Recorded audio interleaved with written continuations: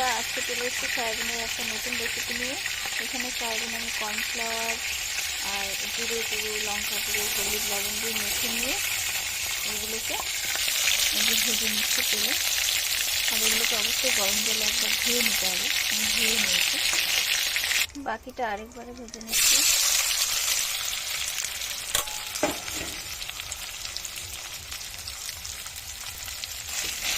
সাবধানে ভাজতে হবে, লেগে লেগে যায়।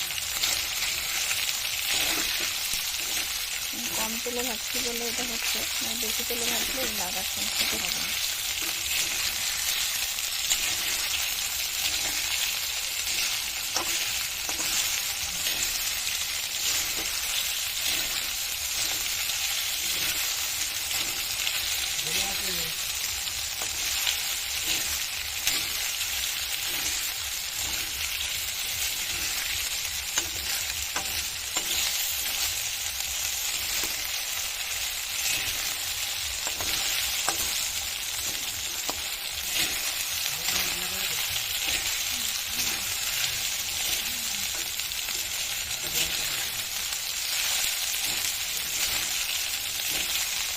দেখুন আমার ভেজে নেওয়া হয়ে গেছে। এবার আমি এগুলোকে তুলে নেব। আমি এখানে একটা পেস্ট বানিয়ে নিয়েছি। এখানে আছে একটু টমেটো, ছোট সাইজের দুটো টমেটো নিয়েছি, একটু কাজু, আর একটু নিয়েছি চারমগজ, আর একটু পোস্ত আমি বাটা করে নিয়েছি। এবার এই বাটাটা দিয়ে দেবো তেলের মধ্যে।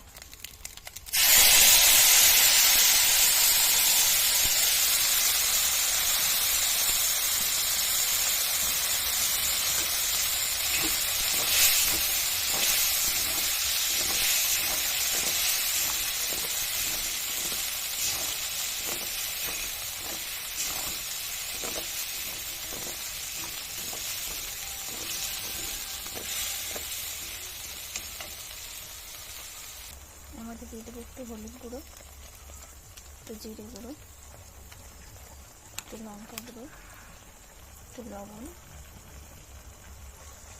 দিয়ে দিচ্ছি একটু চিনি।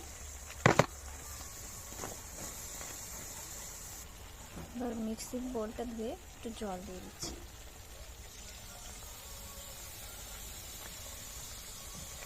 আমি লো আঁচে করে নিচ্ছি। কড়াই কিন্তু আমার পুড়ে যায়নি, এটা যেহেতু সয়াবিনটা ভেজে নিয়েছিলাম কম তেলে, তাই সয়াবিনের যে অংশটা লেগে রয়েছে সেটাই, তাই কড়াইটার আমি ধুয়ে নিই।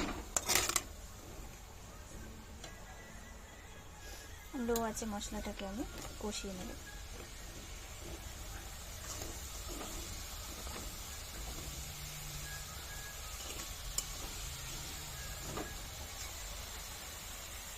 এর মধ্যে আমি আর খানিকটা জল দিয়ে দিলাম।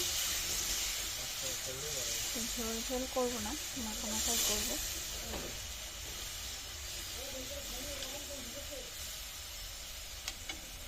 এবার এর মধ্যে দিয়ে দেবো গরম মশলার গুঁড়ো।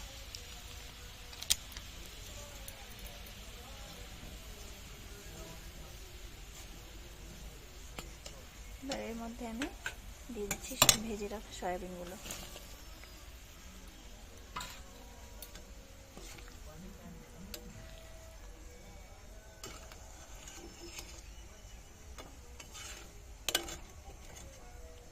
এবার এটিকে আমি রান্না করে করে ঝোল শুকিয়ে নেব।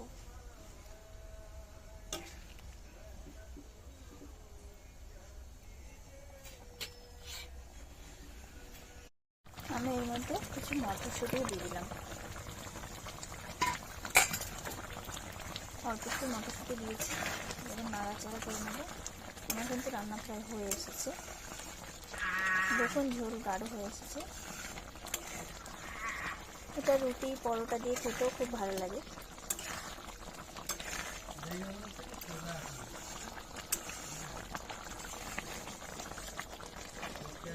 দেখতেই পাচ্ছেন, দেখেই কেমন ডিলিশিয়াস মনে হচ্ছে না? এটা খেতে সত্যিই খুব সুস্বাদু।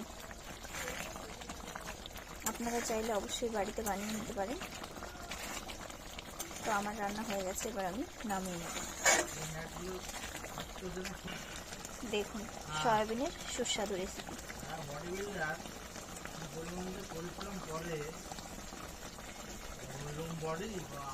কেমন লাগলো ভিডিওটি কমেন্ট বক্সে কমেন্ট করে অবশ্যই জানাবেন।